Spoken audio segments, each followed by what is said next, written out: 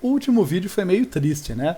A gente tinha visto como a resolução do problema da separação nos dava informações sobre onde fazer a busca pelo késimo menor elemento, pelo elemento de ordem k no vetor, né? Nos dava informação de qual subvetor trabalhar. A gente projetou um algoritmo baseado nessa ideia. A gente tinha esperança de sair muito bom. E a gente caiu num algoritmo que, no pior caso, leva tempo proporcional a n ao quadrado, sendo que a gente já estava bem melhor do que isso com outras ideias, né? A gente já tinha ali ideias envolvendo n log n e até coisas melhores do que isso circunstancialmente, ali, dependendo do valor de k.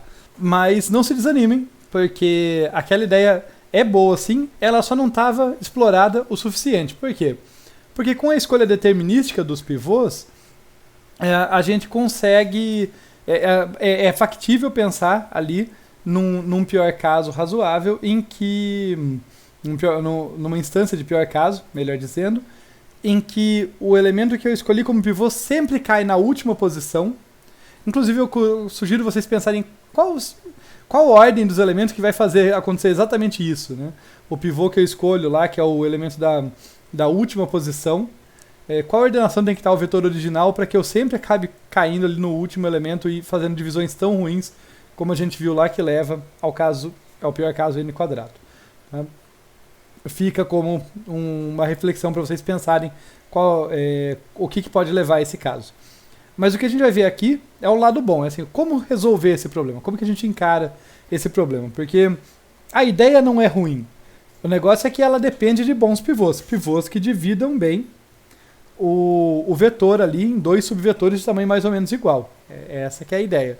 Essa que é a dependência da ideia, né? Ela depende dessa boa divisão. Porque a gente já viu por outros algoritmos aí que usam essa ideia de divisão e conquista, que quando a gente faz uma divisão mais ou menos homogênea ali, a gente consegue ganhar bastante eficiência atacando os subproblemas e tal. Em várias situações isso acontece. Assim como no caso do Quicksort, a gente vai usar aleatoriedade para conseguir bons pivôs em média, tá? Eu faço a ressalva que é em média, mas eu vou mostrar para vocês que esse resultado é o esperado, que o pior caso é altamente improvável, independente da instância que a gente receber, tá bom? E que na prática, se vocês rodarem o algoritmo com inúmeras instâncias, vocês vão ver a eficiência dele. Tá? Então eu já adianto aqui para vocês não menosprezarem essa solução só porque ela usa aleatoriedade e depende dessa média aí, tá? Mas vamos lá então. Seleção 4. Muito parecido com o anterior, recebo o vetor V com extremos P e R e o K ali, que é o elemento da ordem, é a ordem do elemento que eu estou buscando. Só que agora a gente faz uma escolha aleatória. Tá? Esse primeiro passo aqui, ó, essa linha aqui, corresponde a fazer a minha escolha aleatória de quem vai ser o meu pivô.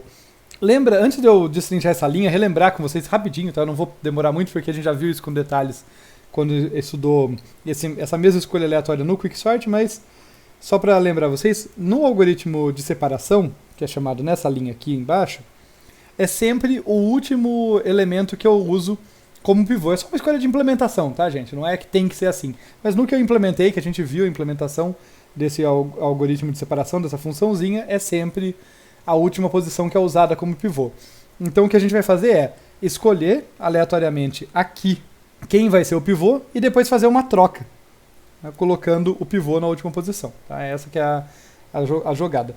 Para lembrar vocês aqui como que funciona esse deslocamento aqui, essa escolha aleatória, o que a gente está fazendo é sorteando um valor aqui no rand que varia de 0 até randmax, daí a gente transforma ele em double e divide por randmax mais 1, ou seja, esse valor vai ser dividido por algo que é necessariamente maior do que ele, já que ele tem que estar entre 0 e randmax, e ele sendo um double, ele vai te dar, essa divisão vai dar um número real ali, uma tentativa de representação de um número real, vai dar um double entre 0 e 1, né, fechado em 0, aberto em 1, nunca vai poder chegar no 1, e daí a gente multiplica por r menos p mais 1, para que ele caia em alguma das posições possíveis ali do meu vetorzinho, tá? Do meu range, né? O meu vetorzinho ele tem r menos p mais 1 posições, o meu subvetor, tá? Já que ele começa no p e termina no r, inclusive, né? Os dois extremos estão dentro. Tá bom? Então esse carinha, esse desloque aqui, ele vai me dar algum valor ali dentro do comprimento do meu vetor. E daí o que eu falo na troca é, olha, você pega o elemento que está na posição P mais desloque e troca com o elemento que está na posição R.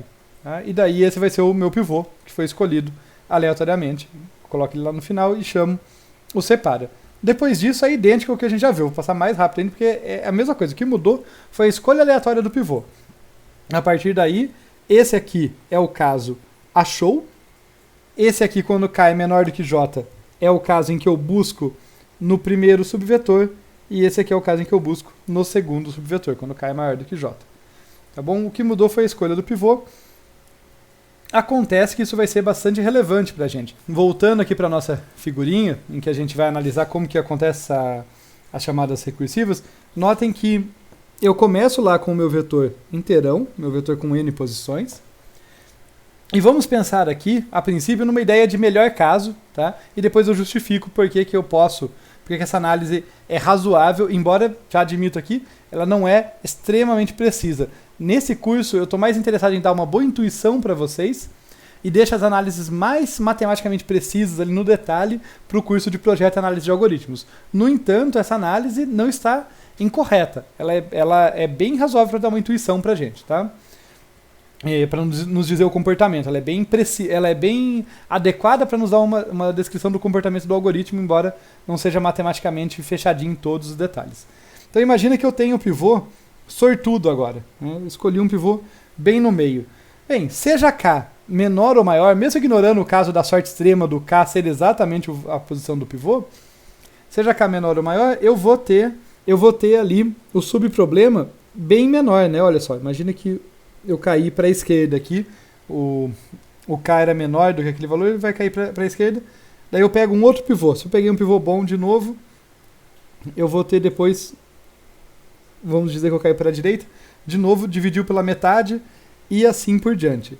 O que a gente está tendo aqui? A gente está tendo a situação em que se o pivô é bom, se o pivô cai bem no meio, seja qual for o subvetor no qual eu vou trabalhar, eu vou derrubar pela metade o tamanho do vetor original. Então, voltando para cá as ideias, olha, nível 0, 1, 2 que a gente calcula, chega até lá no H, eventualmente aqui eu vou chegar num vetorzinho que só tem uma posição e vou encontrar, então mesmo que eu demore todos os níveis para encontrar, eu vou acabar encontrando ali, né, buscando no subvetor correspondente.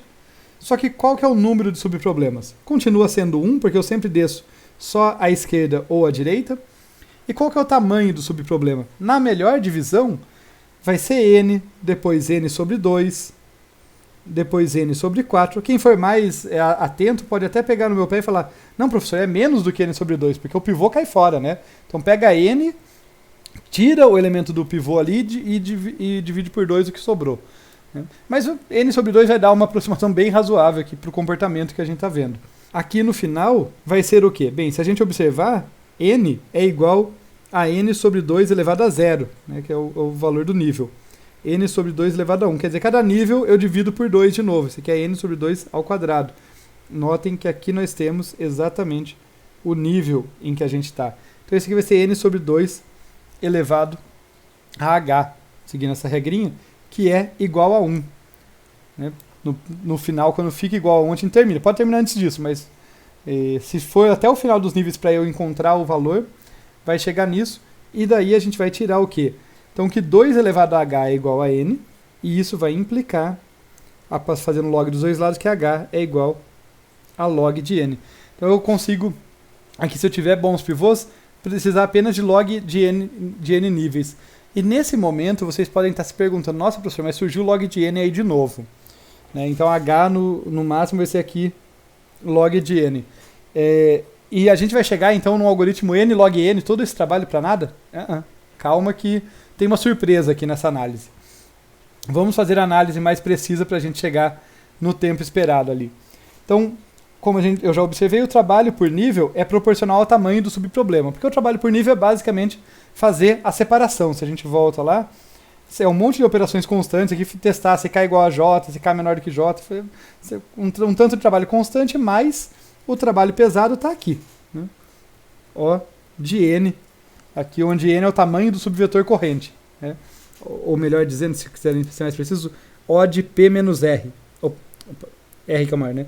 O de R menos P. O do tamanho do subvetor corrente. Esse é o custo ali, custo linear do separa. Tá? Então é isso que eu quero dizer aqui embaixo com o trabalho por nível é proporcional ao tamanho do subproblema. Assim, qual que vai ser o trabalho total? O trabalho total vai ser proporcional à soma dos tamanhos, que vai ser ali N mais N sobre 2, mais N sobre 4, e assim por diante. E olha que interessante, isso aqui é uma PG de razão meio. Eu começo com N, depois eu tenho metade daquilo, depois o próximo termo tem metade da metade. Isso aqui é a soma dos termos de uma PG, melhor dizendo, de razão meio.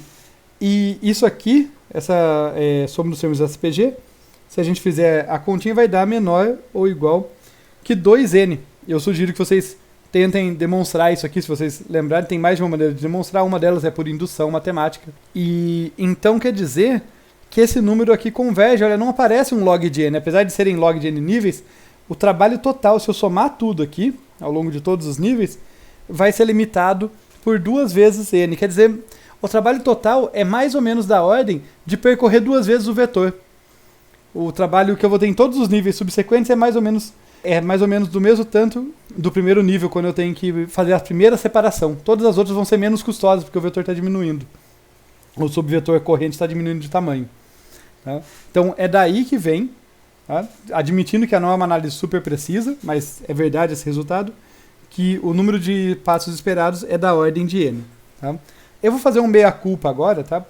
Que foi onde eu simplifiquei essa análise, que nem todo pivô escolhido aleatoriamente vai dividir o vetor exatamente no meio. Se vocês quiserem levantar esse argumento, vocês têm total razão.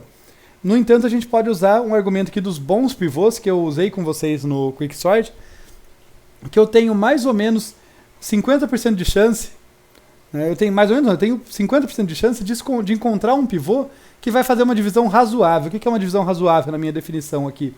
É aquela divisão em que pelo menos o menor dos subvetores vai ter pelo menos 1/4 do tamanho. Então imaginem que eu divido aqui em 4 pedaços, o pivô tem que cair em alguma posição aqui. Tá? Então aqui tem 1/4 dos elementos, aqui tem 1/4 dos elementos e o pivô cai por ali. Eu tenho 50% de chance do meu pivôzinho cair aqui no meio. Tá? Eu tenho 50% de chance do pivô cair ali no meio. Isso quer dizer que a cada 2 pivôs escolhidos, em média, a cada 2 escolhas de pivô, um deles vai fazer uma boa divisão. Tá? Então vai ser um pouco mais do que esse 2n, que a constante vai ser um pouquinho maior, porque nem todo pivô vai ser bom, mas a menos de uma constante, o resultado vai ser esse aí mesmo. Vai ser algo proporcional a uma constante vezes n. Só que não vai ser 2, vai ser mais próximo de 5, tá? Só ali, porque eu vou ter um pivô bom a cada 2, e a divisão não vai ser precisa ali, mas ela vai cortar pelo menos um pedaço, ela não vai ser dividir por 2, então vai ser uma PG um pouquinho menos favorável pra gente assim, mas ainda assim uma PG com razão menor do que meio. E como a gente sabe, uma PG com razão menor do que 1. E como a gente sabe, toda PG com razão menor do que 1 converge para uma constante. Tá? Então eu deixei vago de propósito esse finalzinho, porque como eu falei, o importante era dar intuição para vocês, mas tentei passar por cima ali para vocês saberem onde que a gente está deixando vago e o que falta amarrar para deixar tudo bem preciso. De qualquer forma, tempo esperado, O de n, o que é muito bom, o que é melhor do que qualquer outra abordagem que a gente tivesse até agora. Tempo linear para encontrar o késimo elemento. É praticamente tão rápido encontrar o mínimo, que a gente já sabia fazer, que é um caso particular mais fácil, quanto encontrar o késimo, seja quem for o késimo. Tá? Então, essa observação é importante. Para completar esse vídeo, quando a gente fala de eficiência de espaço esperado, é a mesma ideia de antes. Olha só, tenho um número constante de variáveis auxiliares e parâmetros aqui na minha função por chamada do seleção 4, aqui da minha chamada recursiva, o que significa que o uso de memória por chamada recursiva é constante. No entanto, eu tenho várias chamadas. Quantas chamadas eu tenho? Bem, o número esperado de chamadas aqui vai ser limitado por h aqui, que é log de n. Então, o espaço adicional que eu vou precisar quando a minha pilha de recursão estiver o mais cheia possível, vai ser da ordem de log de n. Tá bom? De novo, por conta da pilha de recursão.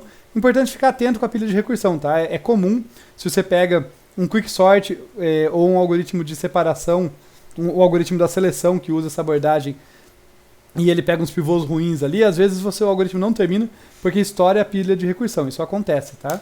Então, essa preocupação na análise aqui tem até uma motivação prática.